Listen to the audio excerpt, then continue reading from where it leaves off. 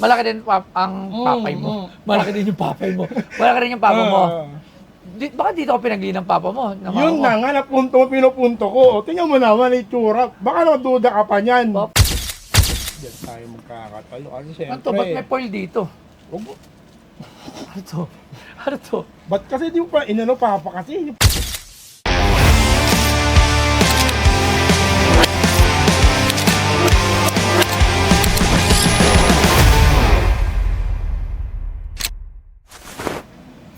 Oy! Mula na. Habadu! Yes, sir. What's up, Habadu? Okay lang, bossing. Kamusta? Corsiro. Eto, may dala ako sa yung Anong dala mo? Antigo to, boss. Uy. Damn, naka-Rolex. Ay, Antigo to, boss. Antigo, tingnan natin. Antigo. Sapat? Sino yan? Kita mo naman, box pa lang. Hintay muna. Bakit naka-height yung kilay mo? Pakita mo, ba't naka-height kilay mo? Eh, may isang tropa na, alam mo naman, na nagkaya-aga talo. Eh, di, ay ang kilay. Buti hindi dalawa. Muntik na. Muntik ng dalawa yun yan. Sino kalaban mo dyan? Si Osas. Si Osas, natalo mo. Walang panalo. Ako. Manalo po siya. So, sige, ano yung dala mo naman dito sa atin? Ano to? Taga saan ka nga pala, pre? Santa Rosa, Laguna. Layo, Santa Rosa, Laguna. Okay. Baka naman wala akong mapala dito, Bustoyo. Laguna pa ako. Tingnan natin. Tingnan na muna natin. Ano ba yan? Ito, galing to sa airpot ko kasi to. Eh, favorite character nga to. Favorite Okay. character Oo. niya. Oo. So ngayon, para makita mo, Uy, Papay!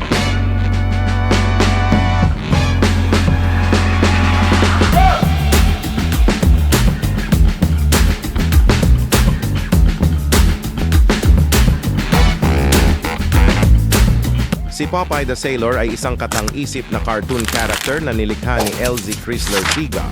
Ang karakter ay unang lumitaw noong Enero 17, 1929 sa pang-araw-araw na King Features comic strip na Thimble Theater. Ang strip ay nasa ika-10 taon nito nang mag-debut si Popeye, ngunit ang isang mata na marino ay mabilis na naging pangunahing karakter.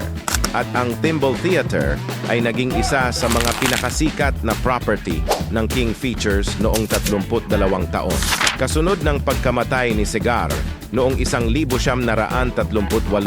ang Thimble Theater na kalaunan ay pinalitan ng pangalan na Popeye ay ipinagpatuloy ng ilang manunulat at artista, lalo na ang assistant ni Segar na si Bud Sagendorf. Ang strip ay patuloy na lumilitaw sa unang pinatakbo ng mga installment tuwing linggo na isinulat at iginuhit ni R.K. Milholland.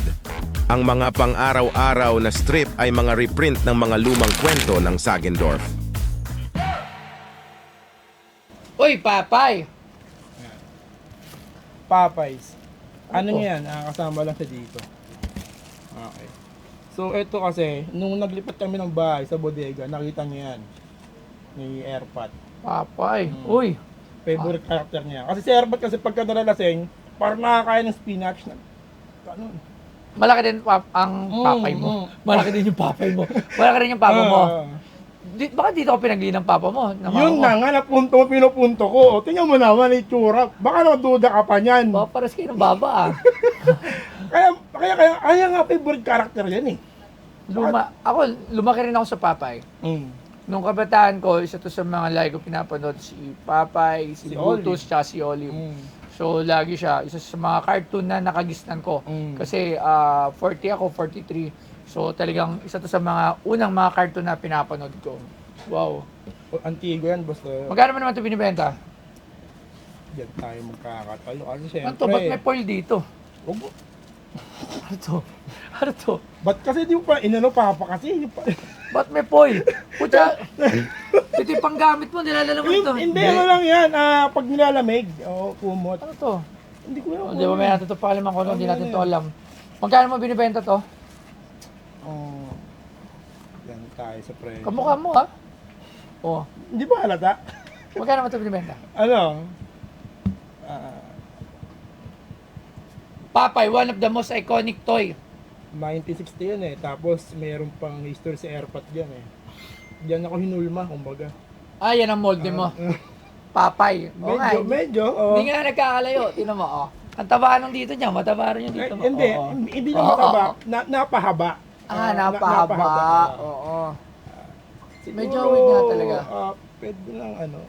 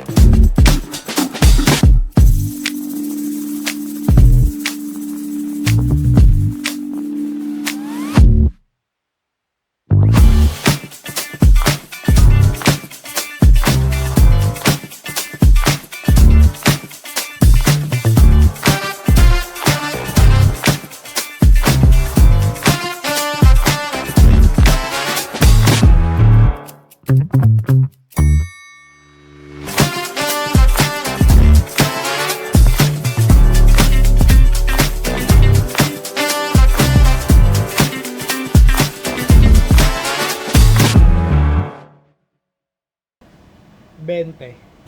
20,000? Ah. Okay. 20. Hindi ko sure kung ganun yung price niyan. So, tawag tayo ng toy expert natin dito. Lalo ng mga vintage. Tawagin natin si Sir Mike Pagulayan. Sir Mike!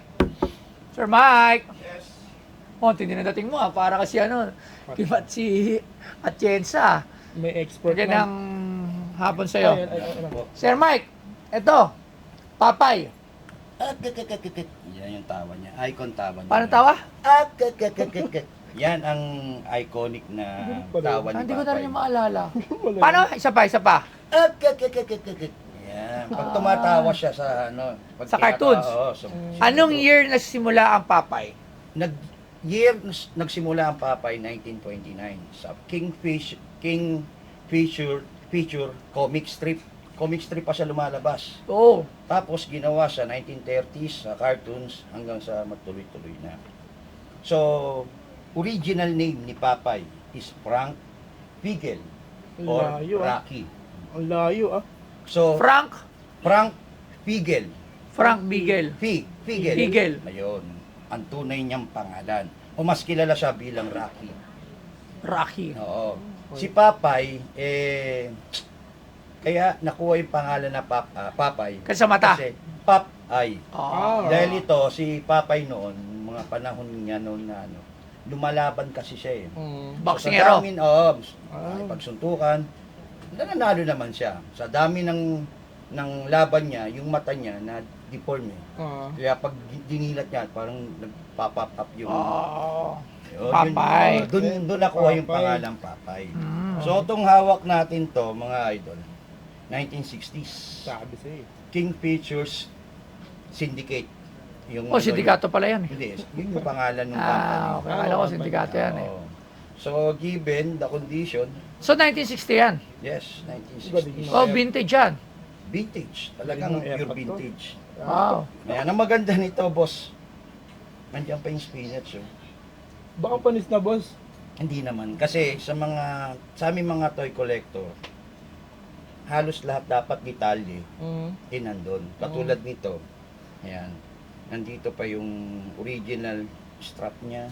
Ito, ano rin yan eh, spinach kaso nag-iisa na lang. Mm. So nandito pa rin. Kinain na niya isa. Yun. Buti Meron na lang akong tanong, ano tunay na pangalan ni Olive Oil?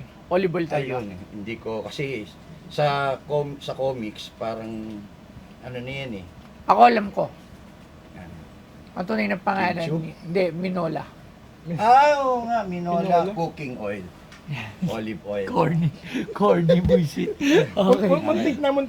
Muntik na. Eh si Brutus. Mars? Hindi natin alam. Oo. Pero to, magkano tong ganito? Ikaw, mahilig ka sa mga lumang laruan. Hindi, itong mga ganito, boss, given sa mga collector talaga, lalo na titignan nila. May sapatos, kumpleto, may belt. Yun nga lang, hindi yung original suit niya, pero sailor pa rin yung suit. Ito yung parang, kumbaga, may type A, type B. Ganyan. So, given the condition, tapos ito, boss. Ano ba to? Bakit may panggamit dito? Adik ba si Papay? Hindi po.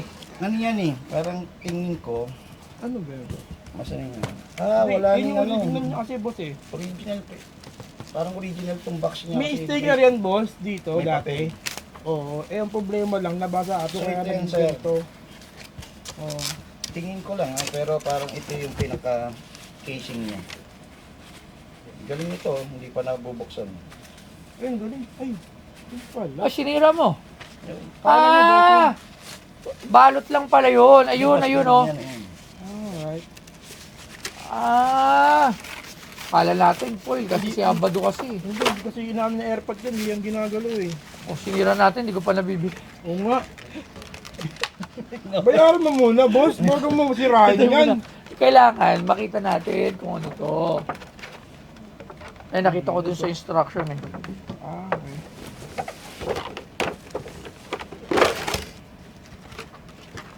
Sabihin mo na ito, boss. Tapos microphone mo ako dito. O, kami siya. Hindi mo sila. Ito po eh. Ah, Ganyan pala yun.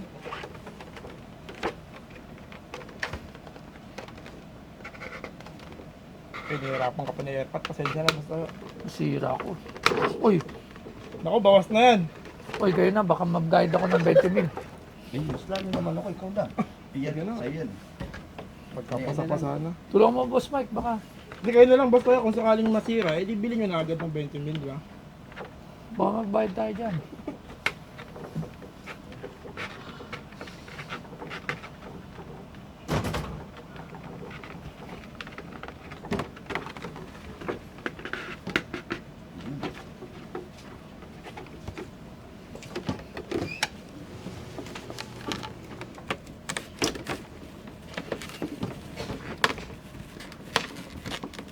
Ayun, no? Wow! Bagong-bago to ha, hindi pa natin ito nabuksan ha. Naka-imbak lang yan dun, boss eh. Wow! Sinasabi ko sa'yo, basta kayo. Ah, hindi kasya.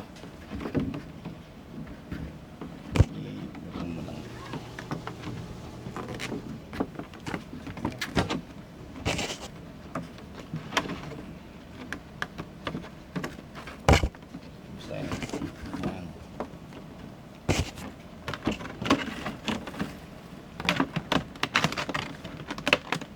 Yun. Wow! Nako, 25 mil na basta yun. Ganda. Na-form na eh. Kaso yung box, paano yan ha? Ganito na lang siya. Ganyan. Magkano yung ganito? Yung given boss na nandun, hindi nga lang, wala lang yung sticker. No? Siguro maglalaro pa yan ng 12 to 10K para sa mga right collector talaga. Tapos, Right buyer. 12 to 10K. Maraming salamat, Boss Thank you Mike. po. Thank you very much. pinamayan agad. Siyempre, pabor sa akin yung presyo. Boss, baka naman pwede mo ganyan 20 mil pa. 7,000 pesos. Doon, naging 7K? Siyempre, 10,000 nga daw eh. So, kailangan ko siyempre tumubo. 7K. Teka lang. Parang lugi yata ako doon. 15. 8,000. Ganda ah. Kasi ako, fan ako ni Papay. Eh, Ang unang-una ko ring digital na laro is Papay din, Game & Watch. Kaya, meron din ako stop toy ng Papay dati. Talagang, tsaka na, lagi ko pinapanood yan, Papay. Papay the Sailor Man, boop, boop. Papay the Sailor Man, boop, boop. Diba? teka lang. Send in the spinach, Papay the Sailor Man. Magkano ka? 8,000? 8,000. Ganda niya ah. Nung nalagay dito, na-appreciate ko siya. Hmm. Ang ganda niyang display. Bibili mo na ba? Pag gusto mo i-display, bili mo muna. Eh, magkakatawaran tayo. 14.5. Ha? 14.5. 14.5? 14.5. Siyempre, alam mo naman. Sige, ito. Pero hindi ka na matanggi. Ah. Parang binili ko na rin siya sa market price. 10,000 pesos. Kasi gusto ko lang siya. 10K. Hindi mo na may aangat yun. Hanggang 10,000 lang ako.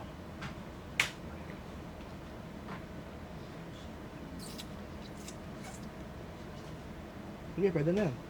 10,000 pesos. Maraming salamat. Thank you for this. Ang ganda.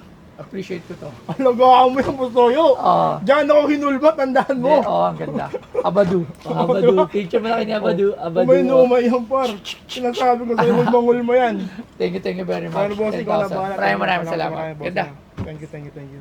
So yun, syempre, yun, nabili nga ni Bustoyo yung iconic and vintage na Popeyes na airpot sa worth na 10K. Not bad. Meron akong panggas kahit paano at pangkain. Salamat syempre kay Bustoyo at sa Pinoy Pawn Star sa napakalupit at napakabilis na transaction. Syempre alam nyo na, pag may mga vintage share dyan, ipunta nyo na lang dito. Kayo nang bahala may pag-negotiate kay Bustoyo. Diba? Yun lang. Salamat na marami. Pinoy Pawn Star. Haberu.